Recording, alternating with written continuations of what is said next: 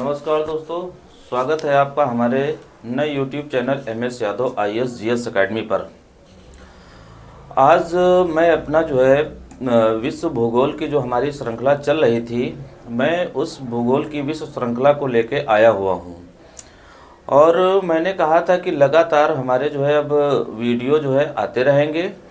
आज हम विश्व भूगोल की श्रृंखला में हमने उस टॉपिक को कवर किया हुआ है जो टॉपिक हमने शुरुआत किया हुआ था और आधा अधूरा पड़ा हुआ था। और आपको यदि आप हमारा ये चैनल पर आप विश्व का भूगोल देख रहे होंगे तो शायद आपको पता होगा कि हमारा विश्व भूगोल में ब्रह्मांड चल रहा था, यानी कॉस्मॉस चल रहा था। तो उसी कॉस्मॉस का जो नेक्स्ट हमारा पोर्शन है उसको लेके हम आज पुनः आए हुए हैं। हम आपको एक बात बता देना चाहते हैं कि ये जो ब्रह्मांड हमारा चैप्टर है ये काफ़ी विविधताओं वाला हमारा चैप्टर है। इनकी विविधता इतना ज़्यादा है कि अगर कह दें कि ये क्या किसी ने पूरा का पूरा पढ़ा हुआ है या पूरा का पूरा सबको आता है तो नामुमकिन सी बात लगती है। फिर भी हम लोग कोशिश करेंगे पूरे के पूरे ब्रह्मांड को समझने के लिए। कई पार्ट में हमारा ये वीडियो होगा, धीरे धीरे करके हम ब्रह्मांड को कवर कर रहे हैं। कुछ आप पहले पीछे देखिए, एक दो वीडियो हमने ब्रह्मांड के बनाए हैं। अब उसी ब्रह्मांड को ही और जो भी चीज़ें हमारी परीक्षा में पूछी जा सकती हैं उनको लेके धीरे धीरे हम आप लोगों के सामने आ रहे हैं। ये मतलब कोई भी टॉपिक हम इतना ज़्यादा कह सकते हैं कि समय क्यों लगा रहे हैं, क्योंकि आपने अभी यूपी PCS की परीक्षा जो हमारी हुई है उसमें आपने पेपर को देखा हुआ है। इस समय एग्जामिनर कर क्या रहा है कि पता नहीं कहाँ से कोई प्रश्न लाके हमारे सामने दे दे। यदि हमको ऐसे प्रश्नों को करना है तो जाहिर सी बात है हमको पढ़ने में थोड़ा सा टाइम तो लगेगा ही, वरना होता क्या है कि शॉर्ट ट्रिक के चक्कर में ये हमको रहता है कि जो क्वेश्चन परीक्षा में आ रहे हैं वो हमने कुछ पढ़े नहीं, लेकिन ये कह रहे हैं कि हाँ हमने ब्रह्मांड पढ़ डाला हुआ है। तो इस वजह से हम थोड़ा सा टाइम लेके चलेंगे और जो लोग हमारे वीडियो को देख रहे होंगे वो इसकी गहराई को समझ रहे होंगे। तो आज वही हम ब्रह्मांड के बारे में बात करने वाले हैं। वैसे है क्या कि अगर हम ब्रह्मांड की यहाँ पर बात करेंगे तो ब्रह्मांड में हमने जहाँ तक कि ब्रह्मांड की उत्पत्ति को हमने बता दिया हुआ था कि ब्रह्मांड की उत्पत्ति कैसे हुई है। अब कुछ चीज़ें अभी बाकी हैं उस ब्रह्मांड को देखने के लिए। तो फिर से आज हम अपना ये ब्रह्मांड या यूनिवर्स या कॉस्मॉस लेके आए हुए हैं। हमने यहाँ पर हेडिंग डाल दी हुई है ब्रह्मांड। शायद ये चमक रहा होगा क्योंकि ये सामने से लाइट आ रही है तो हमको पता है कि यहाँ पर ये चमक रहा होगा। फिर भी हम पढ़ देते हैं तो आप लोग याद ध्यान रखिएगा कि हम यहाँ पर क्या पढ़ रहे हैं। एक दो लाइन में ये थोड़ा सा दिक्कत रहेगी, बाकी हमारा ये क्लियर हो जाएगा। तो सबसे पहले हमने यहाँ पर लिखा हुआ है ब्रह्मांड यानी द यूनिवर्स या कॉस्मॉस, यानी ये ब्रह्मांड के बारे में आज हम लोग बात करने वाले हैं। ब्रह्मांड की हमने एक अपनी परिभाषा लिखी हुई है। ख़ास तौर से जब मुख्य परीक्षा वगैरह होती है तब वहाँ पर क्या होता है कि आपसे लिखित रूप से पेपर होता है। तो उन पेपर में ये जिन चीज़ों को हम लोग छोड़ देते हैं उन चीज़ों को ये क्वेश्चन बना के दे देते हैं। तो इस वजह से हमारा प्रयास है कि ज़्यादा से ज़्यादा चीज़ें हमारी क्लियर होती चले। इस वजह से मैंने परिभाषा भी यहाँ पर दी हुई है। परिभाषा क्या होती है ब्रह्मांड की, तो मानव मस्तिष्क में सबसे पहले एक क्रमबद्ध इकाई के रूप में जिस विश्व की संकल्पना परिलक्षित हुई उसे हम क्या कहते हैं, ब्रह्मांड कहते हैं। तो आप एक वाक्य में ब्रह्मांड की परिभाषा को यहाँ पर बता सकते हैं। उसके बाद अगर हमारा ब्रह्मांड है तो ब्रह्मांड का मतलब हमने बताया था कि ब्रह्मांड की अंग्रेजी होती है कॉस्मॉस और कॉस्मॉस का अर्थ होता है सुव्यवस्था। तो हमने यहाँ पर ब्रह्मांड को सुव्यवस्था लिखा हुआ है। तो ब्रह्मांड का अर्थ क्या हो जाएगा, सुव्यवस्था। अब कॉस्मॉस यानी ब्रह्मांड के अंतर्गत हम अध्ययन अगर करेंगे तो किसका किसका अध्ययन किया जाता है, तो कॉस्मॉस के अंतर्गत उप परमाणविक कण से लेकर आकाश गंगा समूह जैसे तत्वों को सम्मिलित किया जाता है। यानी ब्रह्मांड जो होता है, जो हमारा परमाणु के भी उप परमाणु होते हैं, जैसे आपने न्यूट्रिनो सुना होगा, एंटी न्यूट्रिनो सुना होगा, पॉजिट्रॉन सुना होगा या पढ़ा होगा। तो ऐसे तत्वों से लेकर आकाश गंगा समूह जैसे तत्वों को सम्मिलित किया जाता है। कहने का मतलब यह है कि ऐसा कोई तत्व नहीं बचा हुआ है जो हमारे ब्रह्मांड के अंतर्गत न आता हो, तो सब कुछ इसमें जो है आएगा। उसके बाद कॉस्मॉस के बारे में सबसे पहले एक यहाँ पर खगोलविद हैं जिनका नाम है एरिस्टार्कस, ये नाम हमने लिखा हुआ है। सबसे पहले ब्रह्मांड के बारे में एरिस्टार्कस बताते हैं कि ब्रह्मांड का केंद्र सूर्य है। मतलब ये एक हमारे खगोलविद होते हैं एरिस्टार्कस, इन्होंने बताया कि ब्रह्मांड का केंद्र क्या होता है, सूर्य होता है। ये ब्रह्मांड के बारे में यहाँ से शुरुआत मानी जाती है कि ब्रह्मांड में कहाँ क्या है। तो ये इनका नाम याद रखिएगा एरिस्टार्कस का, कि इन्होंने क्या बताया था कि ब्रह्मांड का केंद्र सूर्य है। उसके बाद होता क्या है कि ब्रह्मांड के अध्ययन की शुरुआत 140 ईस्वी में होती है, और 140 ईस्वी में ब्रह्मांड के अध्ययन की शुरुआत जो करने वाला होता है वो क्लॉडियस टालमी होता है, या क्लॉडियस टालमी होता है, क्लॉडियस टालमी के द्वारा होती है। उसके बाद क्या होता है कि क्लॉडियस टालमी के द्वारा हमारा क्या हो जाता है, कॉपरनिकस भी इसकी जो है शुरुआत करता है, किसकी, ब्रह्मांड की। और ध्यान रखिएगा ये जो कॉपरनिकस था ये पोलैंड का निवासी था। पोलैंड हमारा जो है यूरोप महाद्वीप का देश है जिसकी राजधानी वारसा है, ये भी आप ध्यान रखिएगा। और फिर इस होता क्या है कि धीरे धीरे जो है यहाँ पर क्या होता है कि ब्रह्मांड का अध्ययन किया जाता है। अब यही परिप्रेक्ष्य पे क्या होता है कि जैसे एरिस्टार्कस बता रहे हैं कि ब्रह्मांड का केंद्र सूर्य है, जब ब्रह्मांड की शुरुआत होती है तो क्या होता है, ये जो 140 ईस्वी में जो क्लॉडियस टालमी होता है ये कहता है कि ब्रह्मांड के केंद्र में सूर्य न होके अन्य कोई ग्रह होते हैं। कुछ ऐसी ही हमारी जो है यहाँ पर विसंगतियाँ भी देखने को मिलती हैं, लेकिन धीरे धीरे उन विसंगतियों को दूर कर लिया जाता है और बताया जाता है कि जो हमारा सौर मंडल है या ब्रह्मांड के अंतर्गत सौर मंडल है उसमें जो है सबसे जो मेन हमारा भाग है या तारा है वो हमारा सूर्य ही है। उसके बाद क्या होता है, वैज्ञानिक आधार पर ब्रह्मांड की नींव रखने वाला अगर कोई व्यक्ति होता है तो कौन होता है, केपलर होता है। ये वैज्ञानिक आधार पर ब्रह्मांड की नींव रखता है, क्योंकि आप जानते हैं केपलर ने यहाँ पर अपने जो है ग्रहों संबंधी कुछ नियम भी दिए थे। तो ये हमारा वैज्ञानिक आधार पर ब्रह्मांड की नींव किसने रखी थी, तो केपलर ने रखी थी। उसके बाद धीरे धीरे और हमारा समय बढ़ता है, अंतरिक्ष पिंडों को अब दूरबीन से देखने को देखा जा रहा है और उनका अध्ययन किया जा रहा है। तो वही पॉइंट हमने यहाँ पर लिखा हुआ है, अंतरिक्ष पिंडों का दूरबीन की सहायता से अगर अध्ययन कोई करने वाला था तो कौन था, गैलीलियो था। ध्यान रखना गैलीलियो हमारा इटली का था और इसने जो है अंतरिक्ष पिंडों का अध्ययन गैलीलियो ने दूरबीन के द्वारा 1605 में किया हुआ था। तो ये गैलीलियो कहाँ का था, हमारा इटली का था। तो ये आप लोगों को यहाँ पर थोड़ा सा ध्यान रखना है, गैलीलियो। और आपसे पूछ देते हैं कि दूरबीन का आविष्कार भी किसने किया था, तो गैलीलियो ने ही किया था।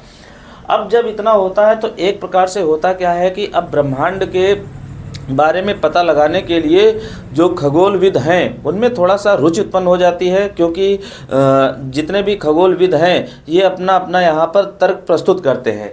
जब तर्क प्रस्तुत करते हैं तो क्या होता है कि अब हमारा ब्रह्मांड क्रांति की शुरुआत मानी जाती है कि ब्रह्मांड के बारे में काफ़ी कुछ जानकारी हमको यहाँ से मिलेगी। ब्रह्मांड की क्रांति के रूप में अगर हम देखते हैं तो एक ये नाम आ रहा है यहाँ जिसको मैंने लिखा हुआ है जेरेमिया हारोक्स। जेरेमिया हारोक्स इस समय एक बड़ी उपलब्धि भरी खोज कर देता है। करता क्या है कि ये हमारा शुक्र और सूर्य के बीच की दूरी को बता देता है। तो इस वजह से जितने भी खगोलविद लोग होते हैं वो थोड़ा आश्चर्य में आ जाते हैं, क्योंकि होता क्या है कि ब्रह्मांड के बारे में ऐसी अगर कुछ घटनाएं बताई जा रही हैं तो लोगों के मन में एक उत्सुकता बढ़ जाती है कि इसकी क्या बात, ये सही है या नहीं सही है। तो ऐसा कुछ होता है। उसके बाद धीरे से आगे बढ़ते हैं तो आइजैक न्यूटन ने अपने जो है यहाँ पर गुरुत्वाकर्षण के नियम भी जो है दे डालते हैं, और जो आज भी हमारे जो है क्या है हम लोगों के सिलेबस में जो है भौतिक विज्ञान में देखने को मिलते हैं।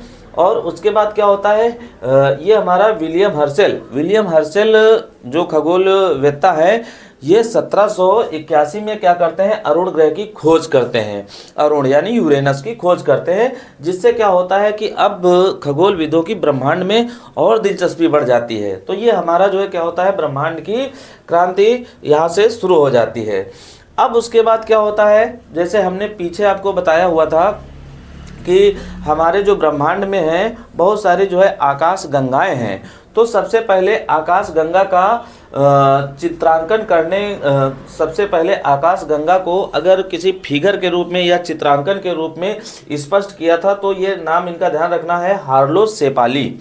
हार्लो शेफाली ने सबसे पहले आकाश गंगा को बनाया हुआ था। जैसे कि आप देखते हैं कि हमारा आकाश गंगा का मतलब होता है गैलेक्सी।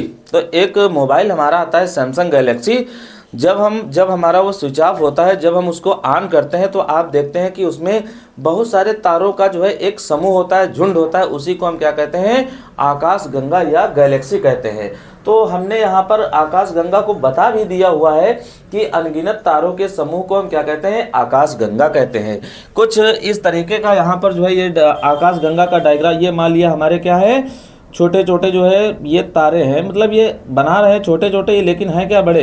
तो ये अगर पूरा का पूरा बन जाएगा तो इसी को हम आकाश गंगा या गैलेक्सी नाम यहाँ पर दे देते हैं। तो ध्यान रखिएगा, आकाश गंगा क्या होता है, अनगिनत तारों का समूह होता है, यानी उनकी संख्या को हम लोग गिन नहीं सकते हैं, उसी को हम क्या कहते हैं, आकाश गंगा कहते हैं। हमारा जो सौर तंत्र है जिस आकाश गंगा में है उसको हम क्या कहते हैं, मंदाकिनी कहते हैं। ये ध्यान रखिए, मंदाकिनी, जिसको हम मिल्की वे या दुग्ध मेखला के नाम से भी जानते हैं। तो ये हमारा इम्पोर्टेंट यहाँ पर थोड़ा सा होगा कि हमारे सौर मंडल में सौर तंत्र जिस आकाश गंगा में हम लोग हैं उसको हम क्या कहते हैं, मंदाकिनी या दुग्ध मेखला या मिल्की वे के नाम से जानते हैं। उसके बाद है ब्रह्मांड का मॉडल। सबसे पहले अगर कोई प्रस्तुत करने वाले थे तो इनका नाम ध्यान रखिएगा, अलेक्जेंडर फ्रीडमैन। इन्होंने ब्रह्मांड का मॉडल सबसे पहले प्रस्तुत किया हुआ था कि किस हिसाब से ब्रह्मांड को यहाँ पर रखेंगे। जैसे कि अभी हम लोग जो है, जब हम लोग यहाँ पर सौर मंडल में आएंगे तो इन्हीं के मॉडल के आधार पर आएंगे। तो ये सबसे पहले काम करने वाले कौन होते हैं, तो अलेक्जेंडर फ्रीडमैन का नाम ध्यान रखिएगा। फ्रीडमैन की धारणा ही हमारा जो है बिग बैंग या महाविस्फोट के नाम से जो है जानी जाती है। बिग बैंग जो है सिद्धांत या महाविस्फोट सिद्धांत हम आपको पहले वीडियो में बता चुके हैं। आप लोग वहां से उस वीडियो को देखिए ताकि आप समझ सके कि बिग बैंग या महाविस्फोट सिद्धांत क्या है। आप लोगों से मैं पूछना चाहता हूं कि ये जो बिग बैंग या महाविस्फोट सिद्धांत है ये किसने दिया हुआ था। अगर आप जानते हो तो कमेंट में हमारे वीडियो में ये ज़रूर बताएं, क्योंकि ये हम आपको बता चुके हैं। उसके बाद क्या होता है कि ब्रह्मांड को समझने के लिए हमको कुछ जो शब्द हैं उनको जानना बहुत ही ज़रूरी है। आज हमने जो है कुछ यहाँ पर शब्दों की बात की हुई है, तो आप धीरे धीरे उन शब्दों को या उनका केवल मतलब समझ लीजिए। वैसे आपसे जो है ये पूछे नहीं जाएंगे, फिर भी अगर हम पढ़ाई कर रहे हैं तो ये शब्द वगैरह हमको जो है आने चाहिए। पहला हमारा जो है यहाँ पर हमने लिखा हुआ है तारे। तारे क्या होते हैं, यानी स्टार्स क्या होते हैं। तो हमने सीधी सादी परिभाषा लिखा हुआ है, कोई आपको जो है ज़्यादा दिमाग यहाँ पर नहीं लगाना है। लिखा क्या हुआ है, प्रकाश उत्पन्न करने वाले खगोलीय पिंडों को हम लोग क्या कहते हैं, तारे कहते हैं। यानी कोई भी खगोलीय पिंड जिससे हमारा प्रकाश उत्सर्जित हो रहा हो या प्रकाश निकल रहा हो उसी को हम क्या कहते हैं, तारे कहते हैं। और तारों में जब विस्फोट हो जाता है तो उसी को हम क्या कहते हैं, सुपरनोवा। तो दो शब्द यहाँ से ध्यान रखिएगा, एक ये तारा ध्यान रखिएगा और एक ये सुपरनोवा। आमतौर पर जब आजकल हम जो है ब्रह्मांड संबंधी या स्पेस संबंधी न्यूज़ वगैरह पढ़ते हैं तो वो लोग नाम मतलब ये सुपरनोवा लिख देते हैं, लेकिन बताते नहीं कि ये सुपरनोवा क्या होता है। यदि आप तैयारी कर रहे हैं और जानने के उत्सुक हैं तो आपको ये पता होना चाहिए कि सुपरनोवा क्या होता है। तारों में क्या हो जाता है, विस्फोट हो जाता है। क्योंकि तारों में विस्फोट क्यों होगा, तो जाहिर सी बात है तारों का जब बहुत ज़्यादा टेम्परेचर हमारा बढ़ जाता है, केंद्र का टेम्परेचर बढ़ जाता है तो वो क्या हो जाता है, हमारा विखंडित हो जाता है, तो उसमें विस्फोट हो जाता है। तो उसी को हम क्या कहते हैं, सुपरनोवा कहते हैं। उसके बाद है हमारा निहारिका। निहारिका को हम लोग बोलेंगे नेबुला। नेबुला क्या होती है तो बताएंगे, गैस और धूल कणों का बना हुआ प्रकाशमान खगोलीय पिंड हमारा क्या होता है, निहारिका या नेबुला होता है। मतलब ये किसका बना होगा, गैस और धूल कणों का बना होगा, और हमारा कैसा होगा, प्रकाशमान होगा, यानी प्रकाश इसमें होगा। इसी को हम क्या कहते हैं, नीहारिका कहते हैं। अगर हम देखेंगे पृथ्वी के पास सबसे पास में कौन सी जो है हमारी नीहारिका है, तो बताओगे ये एंड्रोमेडा है। ये आपसे जो है वन लाइनियर में क्वेश्चन पूछते हैं कि पृथ्वी के पास सबसे नीहारिका कौन सी है, तो ध्यान रखना एंड्रोमेडा है। और अगर पूछे अंतरिक्ष की सबसे हल्की जो है नीहारिका कौन सी है, तो ध्यान रखना ओरियंस स्वार्ड है। ये ओरियंस स्वार्ड ये जो है हमारी अंतरिक्ष की सबसे हल्की नीहारिका है। उसके बाद हम बात करेंगे ऑरोरा की। ऑरोरा क्या होते हैं, तो आपने अभी जल्दी में ऑरोरा की घटना देखी गई है, कहाँ पर, ऑरोरा की घटना उत्तरी जो ध्रुव है वहाँ पर देखी गई है। तो सबसे पहले हम देखते हैं कि ऑरोरा होते क्या हैं। ऑरोरा में हमने लिखा हुआ है ध्रुवीय प्रकाश जो सूर्य की क्रियाशीलता से बनता है। यानी जो हमारे ध्रुव हैं पृथ्वी पर, जैसे उत्तरी और दक्षिणी ध्रुव है, वहाँ पर सूर्य के प्रकाश के द्वारा जो भी हमारा जो है क्या बनता है, ध्रुवीय प्रकाश बनता है, उसी को हम क्या कहते हैं, ऑरोरा कहते हैं। ये सब जो है खगोलीय नाम है, थोड़ा सा दिक्कत भरी चीज़ें हैं, लेकिन अगर हम लोग इनको समझते चलेंगे तो आराम से कर लेंगे। तो इस हिसाब से ऑरोरा क्या होता है कि ध्रुवों पर बनते हैं, और दो हमारे ध्रुव हैं, कौन कौन से, एक हमारा जो है उत्तरी ध्रुव है, एक हमारा दक्षिणी ध्रुव है। तो एक हमको उत्तरी ऑरोरा देखने को मिल जाएगा और एक हमारा दक्षिणी ऑरोरा देखने को मिल जाएगा। उत्तरी ऑरोरा को हमने यहाँ पर प्रदर्शित भी कर दिया है। उत्तरी ऑरोरा को हमने यहाँ पर लिखा है बोरियालिस। नाम ध्यान रखिएगा, आपसे पूछ सकता है कि उत्तरी ध्रुव पर कौन सा ऑरोरा होता है, तो बोरियालिस होता है, और दक्षिणी ध्रुव पर कौन सा होता है, ऑस्ट्रालिस होता है।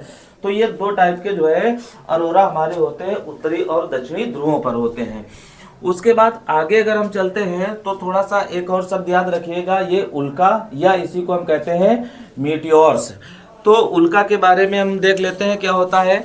तो उल्का होते क्या है, सौर मंडल का जो है हमारा एक प्रकार का क्या होता है, तारीय मलबा होता है, यानी तारों से निकलने वाला मलबा होता है। इस वजह से इसको शूटिंग स्टार्स भी कहते हैं या टूटता हुआ तारा कहते हैं। ये क्या होते हैं, घर्षण के कारण नष्ट हो जाते हैं।